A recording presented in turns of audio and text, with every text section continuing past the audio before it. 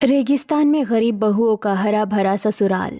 भीषण गर्मी में राजस्थान के एक छोटे से गांव में एक परिवार रहता है। चारों तरफ रेत ही रेत, पानी की कमी, और जो खेत हैं वो भी बंजर, साथ ही गर्म हवाएं। दोनों बच्चे घर के बाहर धूप में खेल रहे होते हैं।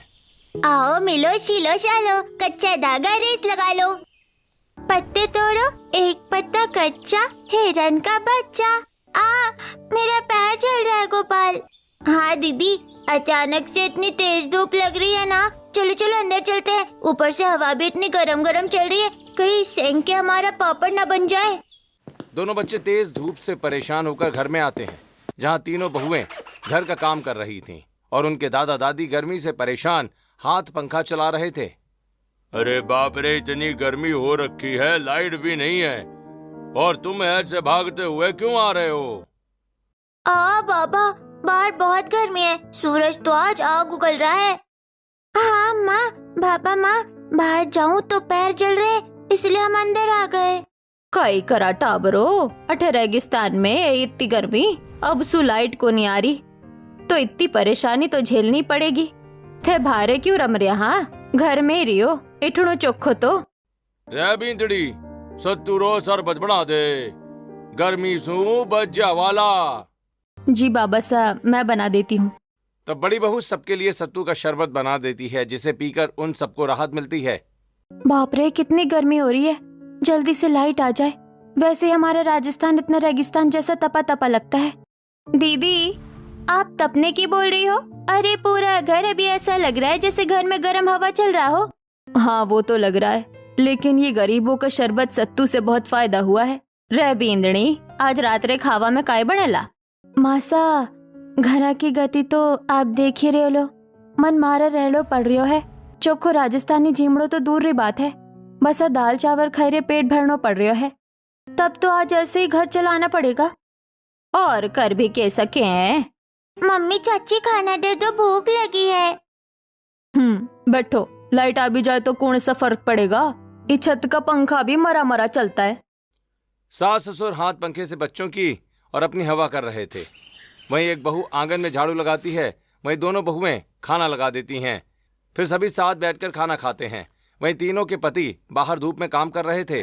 बड़ा बेटा अर्जुन शहर में लोगों को ऊँट से इधर उधर ले जा रहा था, और दूसरा और तीसरा भाई कंस्ट्रक्शन साइट पर दिहाड़ी मजदूर का काम करते थे, ईंट पत्थर ढोते थे। रात को दोनों पति थक हार कर घर आ जाते हैं। हाथ मुंह धोने के बाद बैठते हैं तो छत का पंखा भी उनकी गर्मी नहीं भगा पा रहा था। बाप रे, इतनी गर्मी लग रही थी बाहर, और घर में आ गए तब भी गर्मी से कहीं चैन ही नहीं मिल रहा। हाँ भैया, कभी कभी तो बहुत बुरा लगता है कि इस रेगिस्तान में हमारा घर है, जहाँ सिर्फ रेत ही रेत है। पहले तो रात में मौसम ठंडा हो जाया करता था, लेकिन अब तो वो भी नहीं है। वही तो, इस पंखे के चलने न चलने का पता ही नहीं चल रहा, लेकिन बिल वो जरूर आ जाएगा। भाई कल तो मेरा लिट्टी चोखा और चूरमा खाने का मन है, वही बना देना। अरे घर में राशन की कमी और तुम्हें बढ़िया बढ़िया खाना खाना है, पहले इतना कमा कर तो लाओ कि राशन भरो। बाबा साहब, हम तीनों घनी मेहनत करें, लेकिन गर्मी की वजह से हम तीनों का काम ही ऐसा ठप पड़ा है कि ना के बराबर पैसे आ रहे हैं। हाँ बाबा साहब, ऊँट की सवारी भी कम हो गई। आखिर गर्मी में कौन उस ऊँट पर बैठकर घूमेगा? हमारा घर तो आग में घी पड़ने जैसी हालत में है, न खाना है न कमाई, और मासा ना ही पानी है। कल कुएं पर से पानी भी भरना है। जैसे तैसे रात को सब सो जाते हैं। अगले दिन तीनों बेटे सिर्फ चाय से सूखी रोटी खाकर अपने काम पर चले जाते हैं। रजनी और माया भी अपने दोनों बच्चों को स्कूल तैयार करके भेज देती है। फिर तीनों बहू घर का काम निपटाती हैं कि हर थोड़ी देर में घर के बाहर रहते जैसा जमा हो जाया करता था। गर्मी से परेशान तीनों बहुएं दूर के गांव से कुएं से मटके से पानी भर लाती हैं। बाप रे, कितनी गर्मी है, काश मौसम अपने आप ही थोड़ा ठंडा हो जाए बारिश आकर। हाँ दीदी, एक गर्मी में तो हालत खराब हो रखी है, ऊपर से इतनी दूर से चलकर आओ वाला। दीदी, मैं सोच रही हूँ बच्चे स्कूल से आने वाले हैं, कांता ताई से छाछ ले आती हूँ और खिचड़ी बना देती हूँ, बच्चे खिचड़ी से छाछ ले लेंगे। ठीक है, तू खाना तैयार कर दो, छाछ ले आ, हम दोनों बच्चों को स्कूल लेने जा रहे हैं, छुट्टी का टाइम हो गया है। ठीक है दीदी। दोनों बड़ी बहू अपने बच्चों को स्कूल से लाने के लिए चली जाती हैं। वहीं शेफाली जैसे ही मिट्टी का चूल्हा जलाती है तो खिचड़ी बनाते बनाते उसे तपती गर्मी का सामना करना पड़ता है। हे भगवान, चूल्हे जलाने पर तो ऐसा लग रहा है आग मुझे अपनी ओर खींच रही है। बहू, तो इतनी गर्मी में कुआं से पानी भर आई है, घणी थक गई होगी। अब चूल्हा कने बैठ गई। तू हट जा, खाना मैं बना लूं। नहीं मासा, मैं बना दूंगी। कुकर में खिचड़ी तो बनानी है। चल ठीक है। दोनों बच्चे स्कूल से आ रहे होते हैं तब धूप में वो सब बहुत जलते हैं। गर्मी से उनका गला सूख जाता है। बच्चे अपनी बोतल का पानी पीते हैं। अरे मम्मी, मैं तो थक गई हूँ। इतनी गर्मी में बाहर नहीं चला जा रहा। एक तो ये रेत भी पाँव में घुस रहा है, गरम गरम लग रहा है। और ऐसे रेत पर चलना भी मुश्किल है मम्मी। मैं थक गया हूँ, थोड़ी देर बैठना है। बेटा, यहाँ धूप में कहाँ बैठोगे? देखो वो रहा पेड़। चलो पेड़ के नीचे बैठे जाते हैं। चलते चलते हम दोनों भी थक गए हैं। थोड़ा सा आगे चलकर चारों के चारों खेजड़ी के पेड़ के नीचे बैठ जाते हैं, जहाँ उन्हें बहुत ठंडक मिलती है। अरे वाह, यहाँ बैठ कर तो माया कितनी ठंडक मिल रही है ना। हाँ दीदी, एक अलग ही सुकून मिल रहा है। इस रेगिस्तान में पेड़ का मिल जाना किसी पानी से कम नहीं लग रहा है। मुझे तो बहुत अच्छा लग रहा है बड़ी मम्मी यहाँ पर। काश हमारे घर के पास आंगन में बड़े बड़े पेड़ होते तो हमें भी अपने घर के पेड़ के नीचे ठंडक मिलती। हाँ, सुंदर भी लगता। अरे वाह बच्चों, तुमने तो मुझे बहुत अच्छी तरकीब दे दी है।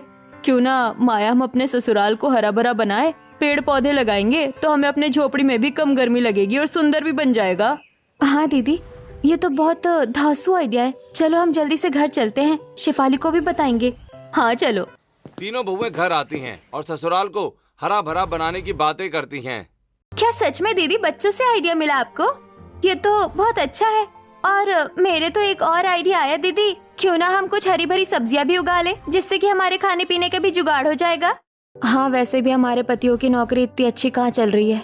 गिनती के 200-300 घर में आते हैं। ठीक है, तो 1-2 तो हम पेड़ लगाएंगे, जिससे कि घनी ठंडी छाया बने। कहीं से खेजड़ी का पौधा लाना पड़ेगा। हाँ दीदी, मैं तो सोच रही हूँ एक नींबू का पेड़ भी लगा देते हैं, कम पानी की जरूरत होती है। हाँ तो चलो, नींबू का तो उगा ही सकते हैं, पानी भी जमा करना है। आप भूलिए मत कि हमें हरी भरी खेती करनी है। हाँ याद है, 3-4 मटके पानी से काम नहीं चलेगा। हमें हरी भरी खेती के लिए भी पानी की जरूरत है, और अपने रेगिस्तान में पानी की मिलने की बहुत टेंशन है।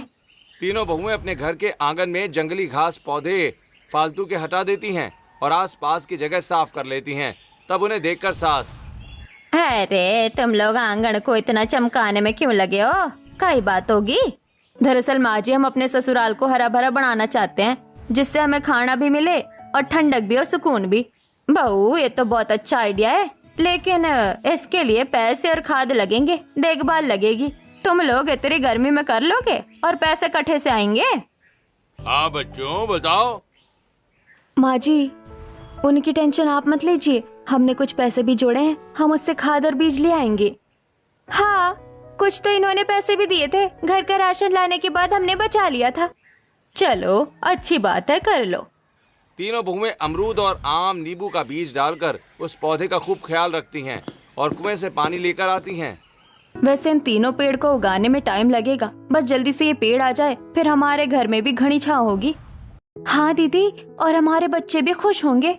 दीदी, ये देखो, चाय पत्ती और दाल का पानी बच गया है, इसको हम पौधे की जड़ों में डाल देते हैं, खाद बन जाएगी। अरे वाह, तुमने तो अच्छा दिमाग लगाया है। तीनों बहुएं रोज तपती गर्मी में उगाए गए पौधों का ख्याल रखती हैं, उनमें पानी डालती हैं, लेकिन तेज गर्मी और रेतीली मिट्टी के कारण उनका पौधा सूख जाता है। अचानक ये देख तीनों बहुएं हैरान हो जाती हैं। नहीं, ये नहीं हो सकता। माँ जी, हमारी मेहनत का पौधा तो सूख गया। दीदी, जैसे धीरे धीरे ये बड़ा हो रहा था, ऐसा लगा था हमारा ससुराल जल्दी हरा भरा हो जाएगा, आसपास थोड़ी बहुत तो ठंडक आएगी, लेकिन नहीं। अब क्या होगा बहू? थारा हरा भरा ससुराल कैसे बनेगो? मासा, गिनते हैं शहसवारी मैदान जंग में, एक बार पौधे सूख गए तो क्या हुआ? हम फिर से मेहनत करेंगे। ये हमारी पहली कोशिश थी, आखिरी नहीं। ससुराल को तो हरा भरा जरूर बनाएंगे, आखिर बच्चों का सवाल है। तीनों बहुएं अपने सूखे पौधों को हटा देती हैं, फिर बचे हुए पैसों से सब्जी के बीज और फल के बीज खरीद कर लाती हैं, उन्हें मिट्टी में दबा देती हैं और पानी डाल देती हैं। चाची, ये क्या कर रहे हो? वो पहले वाला पौधा कहाँ गया? बेटा, वो तो खराब हो गया, इसलिए हम नया लेकर आए हैं। चाची, हमारे घर में भी हरा भरा सुकून वाला पेड़ पौधा होगा ना? हाँ बेटा जरूर होगा, बस पेड़ पौधे का हमें ख्याल रखना, उसमें पानी डालते रहना है, छेड़ना नहीं है। ठीक है चाची। तीनों बहुओं को कुएं से पानी लाना पड़ता है और इस बार वो रोज मेहनत करती हैं और अपने पौधों को सूखने नहीं देती, लेकिन पानी कम पड़ जाता है। शेफाली, माया, मैं तो रोज तक जाती हूँ, पेड़ पौधे उगाने के चक्कर में ज्यादा दूर से पानी लाना पड़ता है, टांगे दर्द हो जाती है इतनी गर्मी में। हाँ दीदी, लेकिन हम अपनी गलती भी तो नहीं दोहरा सकते ना, हमें कैसे भी करके पानी लेकर आना पड़ेगा। देखिए इसमें से छोटी छोटी पत्तियां निकलने लगी है। हाँ 2 दिन गुजरते हैं कि तीसरी रात इतना भयानक रेतीला तूफान आता है कि उनके बोए गए सारे बीज उड़ जाते हैं और जो छोटे छोटे पौधे भी उगे थे वो भी बर्बाद हो जाते हैं। एक सुबह ससुर ये सब देख अपना सिर पकड़ लेता है। अरे बाप रे बाप, सत्यानाश हो गया भाई, सब सत्यानाश हो गया। घर के लोग आवाज सुनकर बाहर आते हैं। अरे ये खेत में इतना उथल पुथल कैसे हो रहा है जी? अरे बेटा देखो, सब बर्बाद हो गया, रात को बहुत रेतीला तूफान आया लगता है, पूरे घर में मिट्टी मिट्टी हो गई। हे भगवान, हमारी दूसरी कोशिश भी फेल हो गई। हे भगवान, तुम्हारे सगे ऐसा काई कर रहा हो जो मैं अड़तंगा अप्पा का घर में हरी भरी खेती को नहीं कर पाया। बस यही तो एक दुख है कि रेगिस्तान में रेतीला तूफान कहीं भी आ जाता है, ऊपर से पानी की दिक्कत अलग है। अगर पानी का जुगाड़ हो जाए। कैसी बातें कर रही हो रजनी, रेगिस्तान में पानी मांग रही हो? मुझे नहीं लगता कि तुम तीनों बहुएं इस रेगिस्तान में हरा भरा ससुराल बना पाओगी, इस जन्म में तो बिल्कुल नहीं। भाई साहब ऐसे बात बोलकर हमारी हिम्मत मत तोड़िए। हाँ जेठ जी। मैं हिम्मत नहीं तोड़ रहा, हमारे गरीब लोगों की किस्मत ही ऐसी होती है जी। देखो ना, तुम लोगों का कोई काम ही नहीं बन पा रहा है क्योंकि रेगिस्तान में पानी की कमी है। मुसीबत अकेले नहीं आती, पूरा कुनबा लेकर आती है रे। वही हो रहा है हमारे साथ। मासा बाबा सा, बूंद बूंद से घड़ा भरता है, हम तीनों मिलकर कुछ न कुछ जुगाड़ जरूर करेंगे।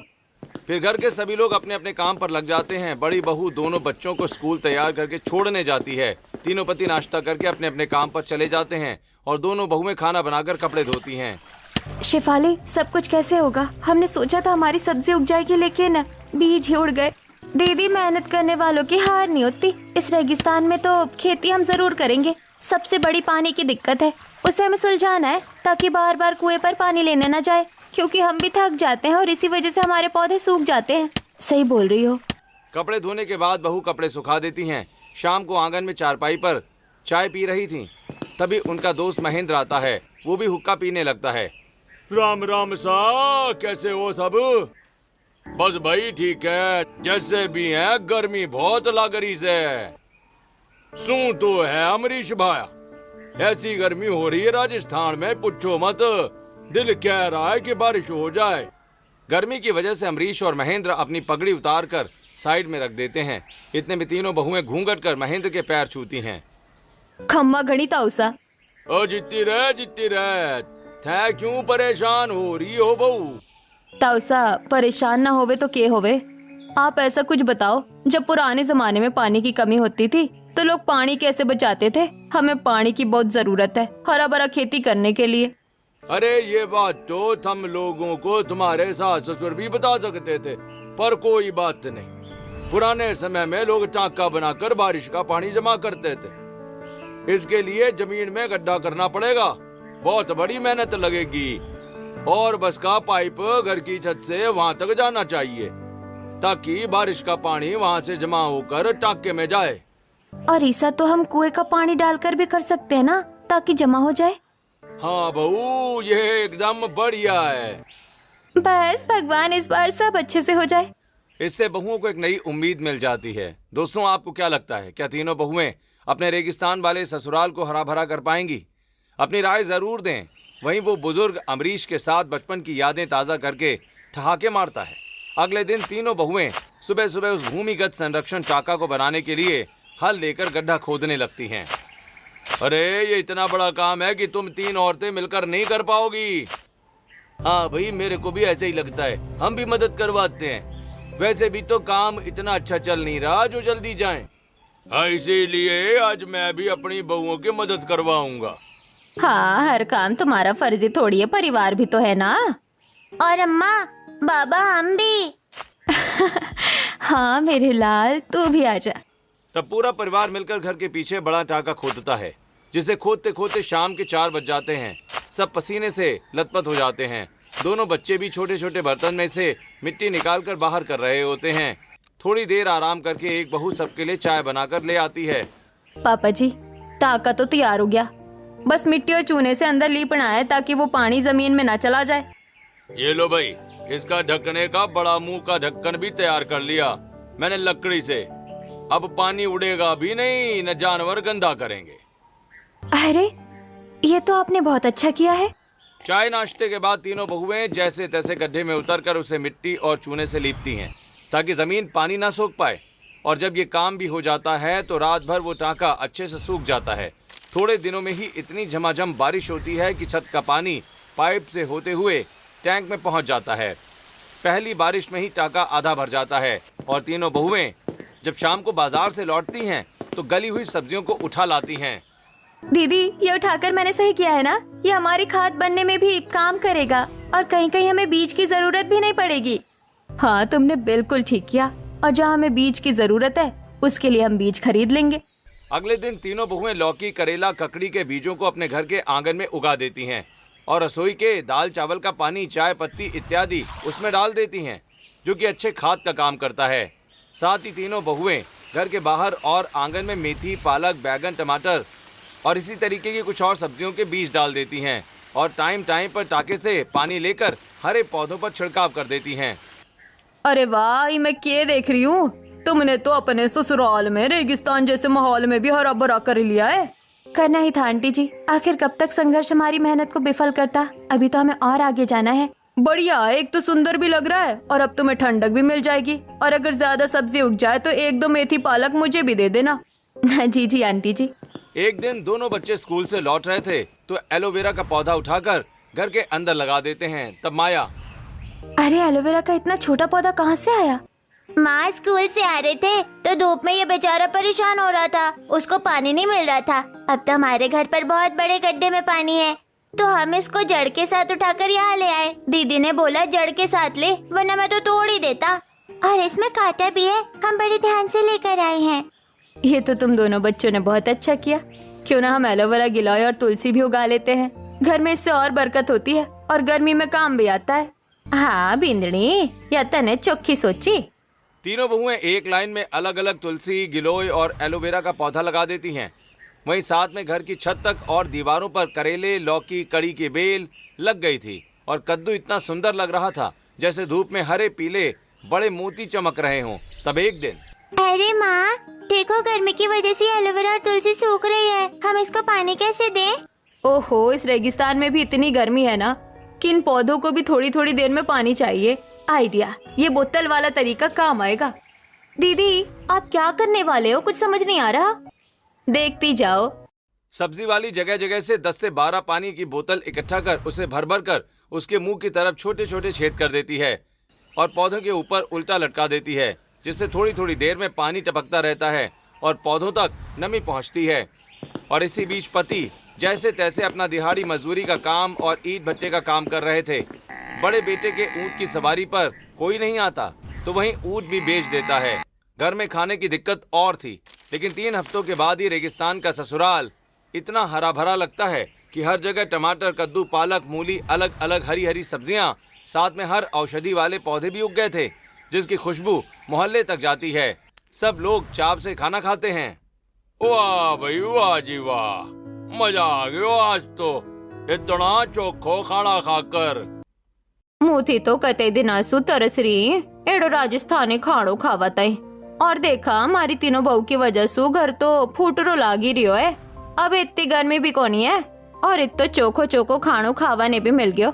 हाँ मासा, ये तो सच है। और मैं तो सोच रही हूँ हमारे पास जो ये तुलसी है, गिलोय है, एलोवेरा है, इसका जैम और बाकी चीजों को औषधि की तरह बेचने लगते हैं। हमारी बिक्री हो जाएगी और सब्जी को भी बेचेंगे। यही हम तीनों काम खोल लेंगे और हम खेती कर लेंगे। हाँ हाँ, ये बहुत बढ़िया आइडिया है, ऐसा ही करेंगे। बड़ी मम्मी, मुझे करेले का अंदर वाला खाना है, बाहर वाला नहीं। हाँ बेटा, आप ये खा लो, वो कड़वा नहीं है, मसाला खा लो, छिलका मैं खा लूंगी। दीदी, आपने तो मेरे बेटे को पागल बना दिया। वो करेला नहीं खाना चाहता। लेकिन उसे क्या पता भरवा करेले के अंदर भी करेले की खुरचन है, ताकत तो उसे मिल जाएगी। अरे ऐसे ही तो हम लेडीज अपने बच्चों को पागल बनाती हैं, अच्छा अच्छा खाना खिलाकर। अब खेतों में हरियाली थी, वहीं दोनों बहू तुलसी की अलग औषधि और एलोवेरा जेल को एक डिब्बे में तैयार कर देती हैं। मोहित औषधि बेचता है, जबकि बड़ा बेटा मंडी में हरी हरी सब्जियां बेचने जाता है। सब्जी ले लो, सब्जी हरी हरी ताजी ताजी पालक, मेथी, मूली, ककड़ी, करेला, खीरा ले लो। बाप रे, इतनी गर्मी में पगड़ी पहनना तो मुश्किल है जी। अरे हाँ, अपने खेत के ही खीरे खा लेता हूँ, ताकत मिलेगी जी। अरे भाई साहब, आसा कतरे दे रहे हो, जरा तोल दो। बस जी 35 रुपए किलो की है। दे दो भाई साहब, थारी सब्जियां तो बड़ी ताजी लगे, कट्ठे से लाए। अरे बहन जी, थे आपा का रेगिस्तान जिससे आंगन में हरियाली करी है, अपने खेता ने हरो भरो करे हुए है। चिंता को नहीं करो, एक बार खाओगी तो बार बार आओगी। वो भी खुशी खुशी सब्जी लेकर चली जाती है। ऐसे ही पहले दिन अर्जुन धीरे धीरे सब्जी खत्म कर देता है और एक खीरा खाते हुए घर आता है। तब पत्नी के हाथ में पैसे रखता है। अरे आप इतनी जल्दी आ गए, अभी तो शाम के 6 भी नहीं बजे, और ये पैसे भौपरे, आपने 400 रुपए कमाए सिर्फ इतनी सब्जियों से। भगवान अब हमारे साथ है। देखा बहू, तुम्हारी मेहनत रंग लाई, और मेरे बेटे भी कम नहीं है। अरे माँ, हमने कुछ नहीं किया, ये सारी मेहनत आपकी तीनों बहुओं को जाती है। जैसे रेगिस्तान में भी खेती कर दी एक औरत, तो बहुत खुश हो गई जी ये सुन के। ये लीजिए मासा, बाबा सा, पहली कमाई अब दोनों के हाथ में। अरे बहू, इस पर तुम दोनों का हक है, और सब घर चलाने के लिए ही तो है। तो घर की लक्ष्मियों के हाथ में अच्छा है, तुम तीनों आपस में बांट लो और अपने लिए भी कुछ करो। शुक्रिया बाबा सा। वही मोहित भी औषधि को बेच देता है। अरे वाह, ये एलोवेरा जेम तो बहुत अच्छा है। अरे ये सब मात्र 20 रुपए की दवाइयाँ हैं। तुलसी को चाय में डालकर पीजिए, और ये एलोवेरा से चेहरा साफ होता है, बाल भी सॉफ्ट होते हैं, और गिलोय से तो ब्लड शुगर कम हो जाता है। हड्डियों के लिए बहुत अच्छा है भाई, पाचन में भी। सच में? फिर तो मुझे भी दे दो, वैसे भी 20-20 रुपए की औषधियाँ काम आएंगी। और बाबा, ये एलोवेरा पानी में डालकर भी पी सकते हैं, अंदरूनी सफाई होती है। भाई साहब, मुझे भी दे दीजिए। इस तरह मोहित की भी बिक्री होती है। वहीं दोनों बहू खेजड़ी और नींबू का पेड़ भी लगाती हैं, जिसमें कम पानी की जरूरत पड़ती है, और धीरे धीरे उनका व्यापार अच्छा चलने लगता है। पड़ोसी लोग भी उनके खेत की सब्जियों की तारीफ करते हैं। चलते फिरते कोई भी उनके हरे भरे रेगिस्तान के ससुराल को देखता है तो तारीफ करता है, और बहुएं पानी की कमी को पेड़ों की जड़ों के नीचे मटका रखकर भी पूरा करती हैं, और इस पानी को हरे भरे खेत में इस्तेमाल करती हैं। और इतना ही नहीं, आसपास के जानवरों के लिए भी पीने के पानी का जुगाड़ करती हैं। तभी कौशल्या की बकरी उनके हरे हरे पालक के पत्ते खा जाती है। अरे ओ पागल बकरी, छोड़ हमारे हरे भरे पेड़ पौधे। माँ देखो ना, बकरी हमारे पौधे खा रही है। गोपाल, गोपाल तो सुन ही नहीं रहा है। मुझको लगता है दीदी, हम गाना गाएंगे तो ये बकरी चली जाएगी। ए सुन रही बकरी, ना ना ना ना ना रे ना रे, ना ना ना ना ना रे ना रे, साडे नाल रहोगे तो ऐश करोगे, जिंदगी के सारे मजे कैश करोगे। भाग जा, हमारा डांस देखकर भाग जा। तभी घर वाले बच्चों की मस्ती देखकर जोर जोर से हंसने लगते हैं। हे टाबरिया, काई कर रहा है? जो भी हो, मुझे तो भाई देखकर बड़ा मजा आ रहा है। बकरी हमारे मूली के पत्ते, मेथी के पत्ते खा रही है। ए मूली, मेरा मतलब है बकरी, हट हट हट। तब मछली बहू कौशल्या की बकरी को उनके घर छोड़ती है। अरे आंटी, आपकी बकरी ने हमारे 1-2 किलो की सब्जियां खा ली, ध्यान रखो ना। अब इसमें मैं कुछ नहीं कर सकती बहू। जब तुम खाना बनाते हो तो वो सब्जियों की खुशबू इतनी अच्छी आती है, बनाने के बाद भी इतनी बढ़िया बनती है। तो क्या मेरी बकरी कच्ची भी ना खाए? अच्छा चल, बांध के रखूंगी, इले पीसे। नहीं आंटी जी, पैसे नहीं चाहिए। ठीक है, नुकसान के पैसे नहीं लेने तो फायदे के पैसे ही ले ले। अपने खेत से कुछ सब्जियां दे दे, मुझे खाना बनाना है। कद्दू, करेला, लौकी, धनिया लाके दे, मैं लेके आती हूँ। तब शेफाली कौशल्या को तीनों सब्जी लाकर दे देती है। इससे आसपास के लोग भी उनके हरे भरे रेगिस्तान वाले खेत से सब्जियां लेने लगते हैं, और पति तो बेचने जाते ही हैं। तीसरे भाई का भी काम छूट जाता है, तो वो नींबू के पेड़ से नींबू तोड़कर धूप में नींबू पानी बेचने लगता है। ये सब देखकर साहूकार जलने लगता है।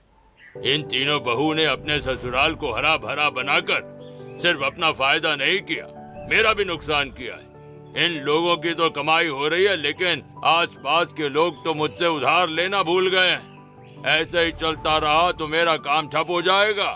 इन बहू की मेहनत जो रंग ला रही है उसमें तो मुझे छेद करना ही होगा। खड़े क्या हो? जो इन्होंने जो टाका बनाया है ना, उसमें सुराख कर दो ताकि सारा पानी चला जाए। जब पानी ही नहीं रहेगा तो ये हरे भरे पौधे सूख के मर जाएंगे। आखिर रेगिस्तान जो है ये।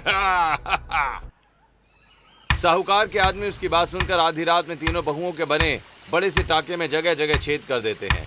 सुबह होते होते सारा पानी निकल जाता है। तब पड़ोसी लोग उनको पानी के बारे में बताते हैं। पूरा परिवार परेशान हो जाता है। तीनों बहुएं अपना सिर पकड़ लेती हैं। हे भगवान, किसने किया ये? अपने आप तो नहीं हुआ। अब हमारी हरी भरी खेती का क्या होगा? वो देखो शिफाली, कोई हमसे जलता है, हमारा दुश्मन है। उसने हमारा टांका अंदर से तोड़ दिया और सारा पानी बह गया। जिसने किया है उससे तो मैं छोड़ूंगी नहीं। बहू, इस पानी से तो तुम अपने खेत की नहीं हमारी भी मदद कर रही थी। हमें भी पानी मिल रहा था और जानवरों को भी। इसलिए इसे बनाने में हम सब तुम्हारी मदद करेंगे, चिंता मत करो। हाँ हाँ, हम तुम्हारे साथ है।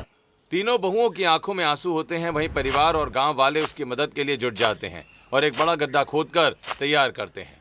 महिलाएं चूना और पत्थर देती हैं ताकि टांका फिर से मजबूत बने और एक ही दिन में वो तैयार हो जाता है। कई लोग कुएं से पानी लाकर उसमें भरते हैं और तीनों बहुओं में फिर से एक नई उम्मीद जग जाती है। ये देखकर साहूकार एक रात फिर आता है और गिरने से उसकी चीख निकल पड़ती है।